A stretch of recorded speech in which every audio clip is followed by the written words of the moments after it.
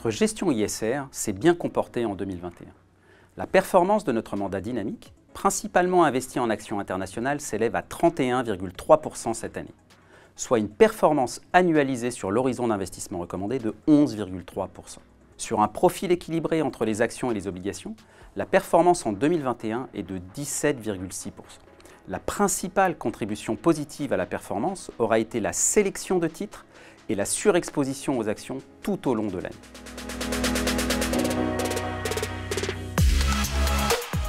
Au sein de nos portefeuilles, nous avons maintenu et conservons pour ce début d'année notre surpondération actions au détriment des classes d'actifs obligataires et monétaires.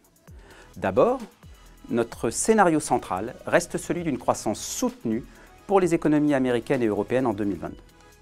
Ensuite, si les pressions inflationnistes font craindre un impact négatif sur les bénéfices d'entreprise, ceux-ci restent pour l'heure solides, comme en témoignent les derniers résultats trimestriels. Enfin, les conditions financières devraient rester relativement accommodantes malgré les 3 hausses de taux de la Réserve fédérale anticipées pour 2022. Cette année, nous considérons que les perspectives restent favorables aux actifs risqués, en particulier aux actions, mais anticipons des performances plus modestes et davantage de volatilité. Au sein des actions, nous conservons une position équilibrée entre les différentes zones géographiques, ainsi qu'une légère surpondération sur les secteurs cycliques. Au cours du trimestre, nous avons vendu nos positions Medtronic. Ce fabricant de matériel médical pour le traitement, entre autres, de maladies cardiaques, rencontre des difficultés liées à la qualité de ses produits. Il fait face à une augmentation continue du nombre de rappels pour produits défectueux, et ce, malgré des mesures prises pour y remédier. Cette situation pourrait entraîner à plus ou moins long terme un risque de sanction de la part des autorités de santé américaines et de réputation pour la société.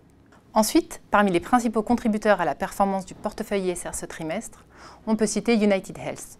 L'activité de cet assureur santé américain s'inscrit en partie dans le cadre des programmes Medicaid et Medicare, visant à fournir une assurance santé aux personnes à faible revenu et aux personnes âgées.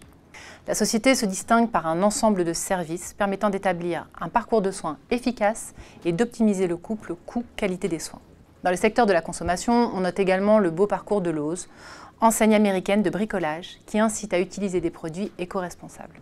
Au cours des derniers trimestres, sa présence dans les zones résidentielles périurbaines lui a permis de bénéficier de l'évolution des préférences des consommateurs en période de pandémie.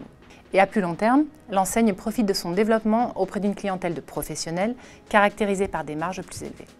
Enfin, au sein de notre poche action européenne, si notre position Covestro a pesé sur la performance ce trimestre en raison de la crise immobilière en Chine et des pénuries de matériaux, nous restons confiants. Le titre devrait bénéficier du dynamisme de la demande en 2022 en lien avec la mise en œuvre des politiques de décarbonation du secteur de la construction.